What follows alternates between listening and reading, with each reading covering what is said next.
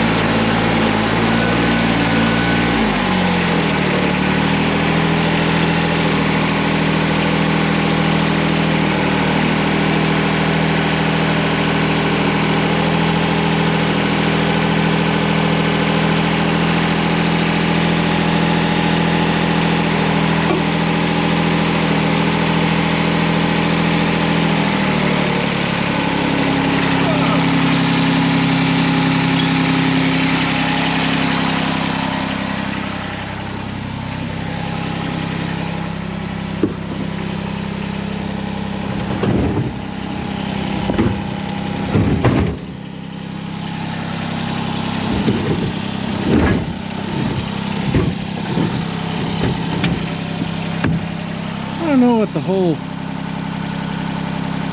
something from before when I had it. Oh, this is a different flavor. So I got 3 different flavors of some kind of hazmat.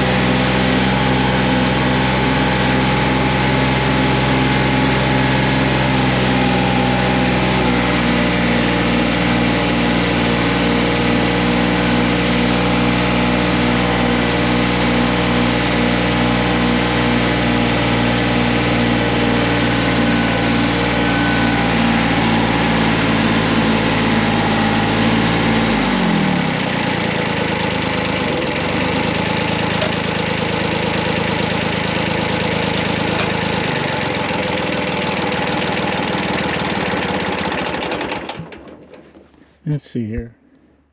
Yeah, we're still recording.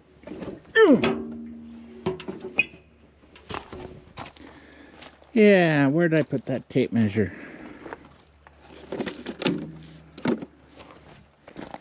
Yeah, I came to the conclusion that 2 of those tanks with the bottoms in them, of course you can't see that, is way up there, 60, 58, 60 inches, but 2 of them is 52, and 52 is a little bit taller than a 330. And my logic is if I can get the screen from turning off, so I can see what I'm doing on the screen as well as the tape measure at the same time. Yeah, let's see, that's sticking a foot. So 7 foot 3, so 8 foot 3. That would be an equal amount to each side, and that's within the mirror. Well, The mirrors are probably 102, right about 102 inches. So my theory is if I put 2 of those tanks with the 4-foot way side to side, and with the forklift part taken off from the bottom of them, that would be 25 inches, about there. With the forklift part on the bottom of them, they're up to 30. So I'm saving 1, 2, 3, 4, 5. I'm saving 10 inches by taking the forklift part off the bottom. So my idea is with a flatbed, and I can put the 4-foot wide side to side and the 40-inch way front to back. That gets me, of course, if it's, you know, it's going to have a headache rack if it's a flatbed, so I can't go, let's just say 5 inches back. So 5 inches back, we put 40 there, and let's run that over. The center of the tire is basically a little over 50 inches. So that puts me, you know, the entirety of the weight 10 inches in front of the tire. And my theory is, you know, for 3 tanks, if I have 3 tanks,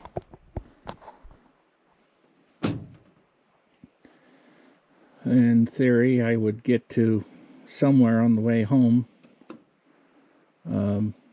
I might literally have to wind up driving around doing some things just to burn cooking oil, or literally set off with not having all 3 tanks completely plumb full, just having the tank on top, say half full.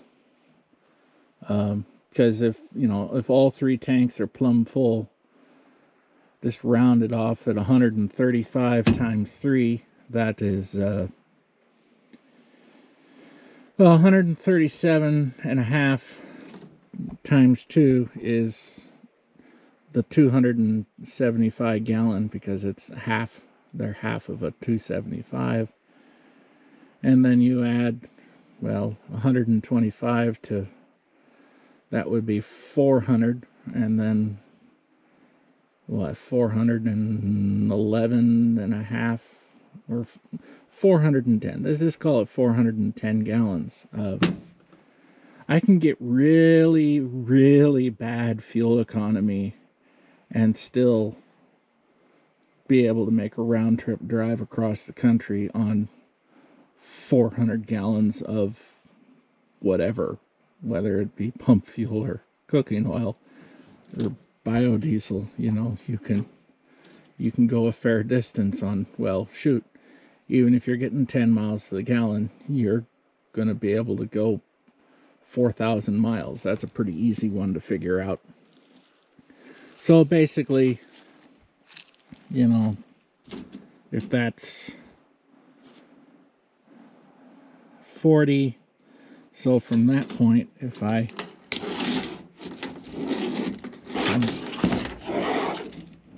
run out here, and hypothetically, if I get my hands on, I measured it, a 9'6" bed, that 9'6" would be back here, not quite to the end of the tailgate, so in here would be like a 9'6" bed, you know, depending on where you're counting. So that, you know, that would give me 5'6" by however wide of bed I can get my hands on. So I don't need an 8'6" bed, because that truck or this truck, neither one of them is a dually, so I don't need a 8'6" bed. Actually, shoot, I could make do with a 7-foot bed, but 7'6" or would 7'6" by the time you account for the sideboards, and that would still give you a full 7 foot inside the sideboards after you account for the support structure and the sideboards themselves. So, that would give me, so we'll just round it off and say 5 by 7. That would be 35. And come on, tape measure.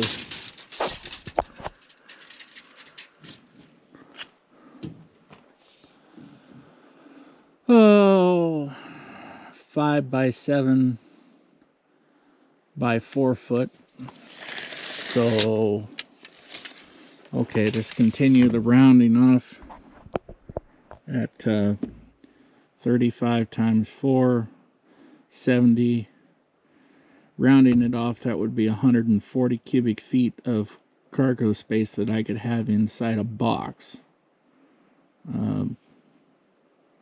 Obviously, if it was, 8'6" instead of 7 foot wide, that's a good bit more, but I'm just being reasonable about it.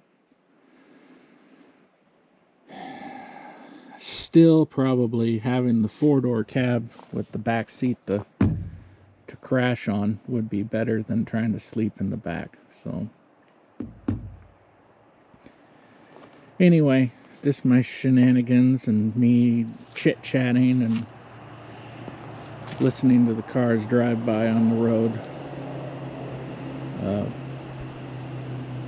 I guess I probably ought to wrap this up since we're beyond the time where this camera usually shuts off. So that is some of my long-term plans of being able to have, well, my idea was to put a sheet of plywood in between the two tanks, and then with the forklift parts removed, the metal cage I could actually put upside down, and the screw holes could go up into the board, and then the metal framework from the top tank could be screwed into that board, and then straps ran over the top of it to, as well as with it being a flatbed and a wooden deck, then I can use, like, I don't know, 4x4s or 4x6s, whatever I've got laying around, to put that into the decking around the tanks to support it. And, well, you can use the headache rack to the front to support it, but I think you get the gist of what I'm saying, because we're over 20 minutes now, so this camera's going to shut down on me if I don't give up the chit-chatting, that I'll just keep going and going. So thanks for watching. Until next time, bye.